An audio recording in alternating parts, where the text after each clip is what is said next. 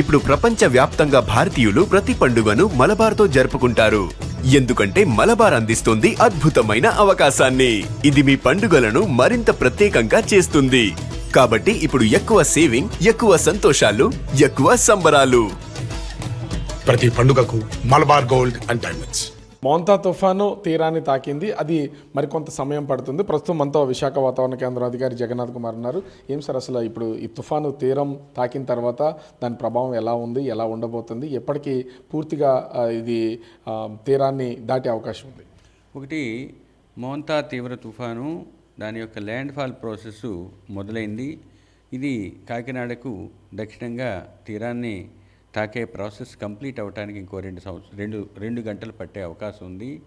తదుపరి ఇది తీరాన్ని తాకిన తర్వాత తుఫానుగా బలహీనపడిన తర్వాత ఇంకో 6 గంటలు దాని యొక్క శక్తిని కొనసాగించే అవకాశం ఉంది.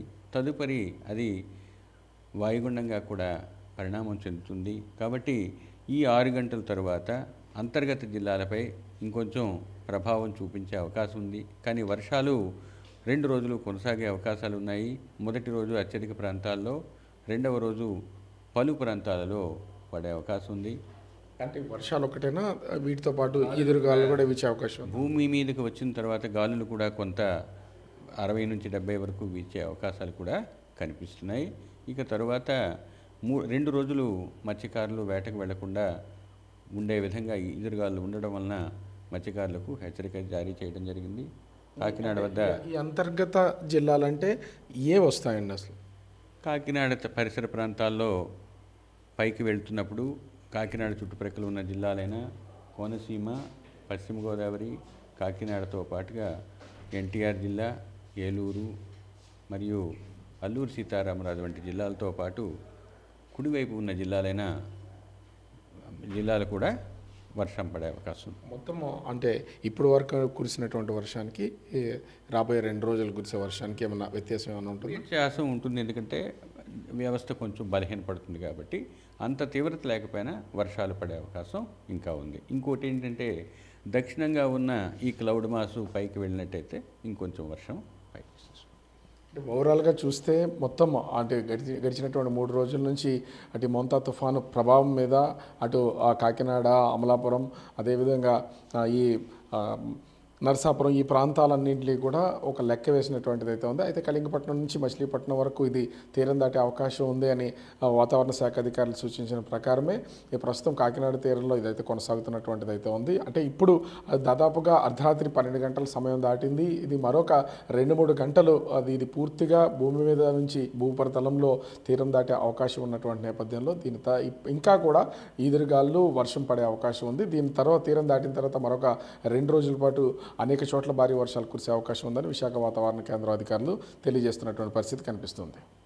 కెమెరామెన్ అజయ్తో రాజు, బిగ్ టీవీ, విశాఖపట్నం. ప్రస్తుతానికి అంటే ఈరోజు అర్ధరాత్రి సమయానికి మచిలీపట్నానికి 50 కిలోమీటర్ల దూరంలోనూ, కాకినాడకు 100 కిలోమీటర్ల దూరంలోనూ, విశాఖపట్నానికి 240 కిలోమీటర్ల దూరంలోనూ కేంద్రీకృతమై ఉన్నది. దీని యొక్క ల్యాండ్ ఫాల్ ప్రాసెస్ కొన్ని గంటల క్రితం మొదలైంది. ఈ ప్రాసెస్ ఇంకొన్ని గంటలు కొనసాగే అవకాశం ఉన్నది. దీని ప్రకారంగా ఈ వ్యవస్థ కొంచెం వాయువ్య దిశలో పయనించి కాకినాడకు దక్షిణంగా కోస్తా తీరాన్ని తాకే అవకాశం ఉంది. తీరాన్ని తాకే సమయంలో గాలుల యొక్క వేగం 90 నుంచి 100 కిలోమీటర్ల వరకు ఉండే అవకాశం ఉన్నది. తుఫాను తీరాన్ని తాకిన తరువాత కూడా 6 గంటల వరకు దాని యొక్క ఉధృతి తుఫానుగానే ఉండే అవకాశం ఉన్నందువల్ల ఇంటీరియర్ ప్లేసెస్ అంటే అంతర్గత జిల్లాలలో వర్షపాతం ఈరోజు అనగా 29వ తేదీన అత్యధిక ప్రాంతాల్లో తేలికపాటి నుంచి మోస్తరు వర్షాలు, కొన్ని ప్రాంతాల్లో భారీ నుంచి అతి భారీ, 1-2 ప్రాంతాలలో అత్యంత భారీ వర్షాలు పడే అవకాశం ఉంది. ఇక రెండవ రోజు అంటే 30వ తేదీన తేలికపాటి నుంచి మోస్తరు వర్షాలు పలు ప్రాంతాల్లో పడుతూ 1-2 చోట్ల భారీ వర్షపాతం నమోదయ్యే అవకాశం ఉంది. మత్స్యకారులకు హెచ్చరికలు కొనసాగుతున్నాయి. ఈ 2 రోజులు కూడా మత్స్యకారులు వేటకు వెళ్ళకూడదని నిషిద్ధమైన విషయాన్ని తెలియజేయడం జరిగింది. కాకినాడ ప్రాంతంలో పోర్ట్లో 10వ నెంబరు ప్రమాద హెచ్చరిక కొనసాగుతుంది. ఇది పూర్తిగా తీరం ఎంతసేపు ఉండే అవకాశం ఉంది? ఈ సైక్లోను తీరాన్ని కంప్లీట్గా క్రాస్ చేసే వ్యవస్థ ల్యాండ్ ఫాల్ ప్రాసెస్ ఇంకొక 2 గంటలు కొనసాగే అవకాశం ఉన్నది. దాటిన తర్వాత కూడా ఆ ప్రభావం ఏమైనా ప్రభావం చూపుతుంది సార్? అదే దాటిన తర్వాత కొంచెం వీకెన్ అయ్యి సైక్లోన్గా కొనసాగుతుంది.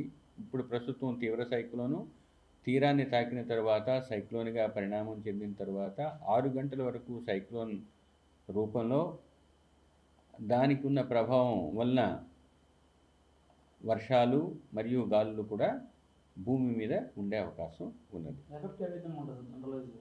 జనరలైజ్డ్ ఎఫెక్ట్ అంటే మీకు కోస్తా జిల్లాలలో ఈ 29వ తేదీన అత్యధిక ప్రాంతాల్లో తేలికపాటి నుంచి మోస్తరు వర్షాలు ఉంటాయి.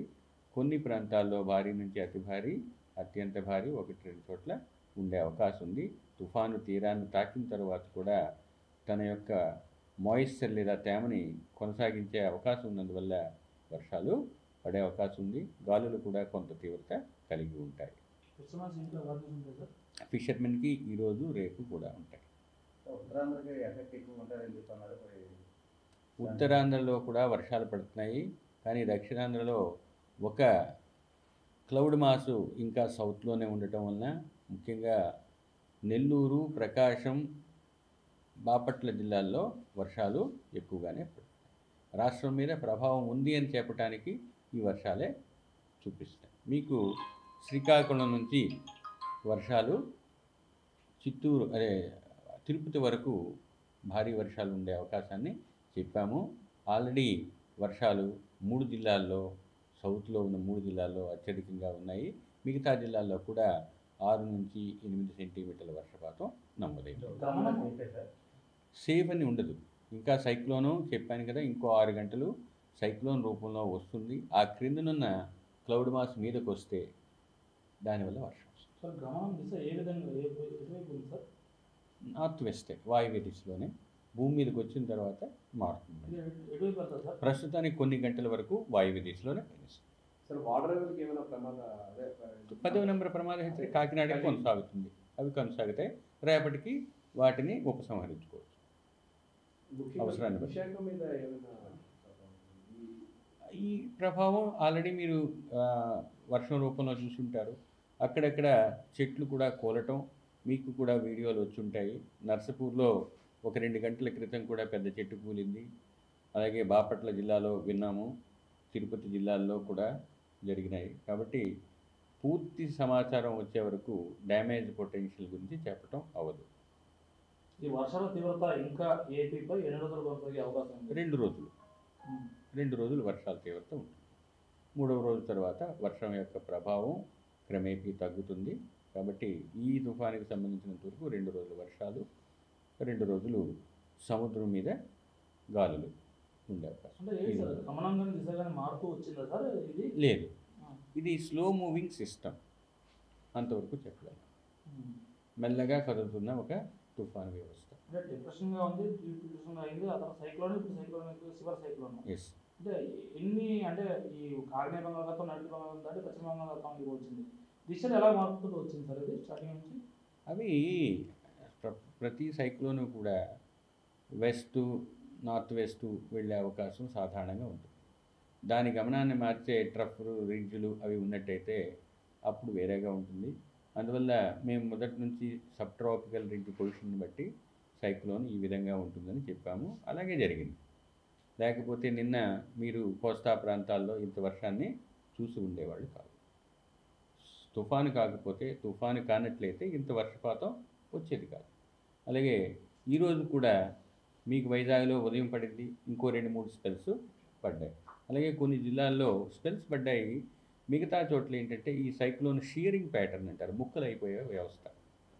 అప్పుడు దాని యొక్క ఉధృతి యూనిఫామ్గా ఉండదు. వాస్తవానికి నిన్న ఈవినింగ్ లేదా రాత్రి 11-12 మధ్య అన్నారు. ఇంకొక 2 గంటలు లేట్ అవుతుందంటే నిన్న రాత్రి అంటే 8 గంటలు తేడా రాదండి. నిన్న రాత్రి కూడా అర్ధరాత్రి అనే పదం నేను వాడాను. అర్ధరాత్రి అనే పదాన్ని వాడని మీరు పాత ఫైల్స్ చూసుకోండి. సాయంత్రం నుంచి అర్ధరాత్రి మధ్యలో అన్నారు. ఇప్పుడు అర్ధరాత్రి కొనసాగుతుంది, అర్ధరాత్రి ఇంకా ఉంది.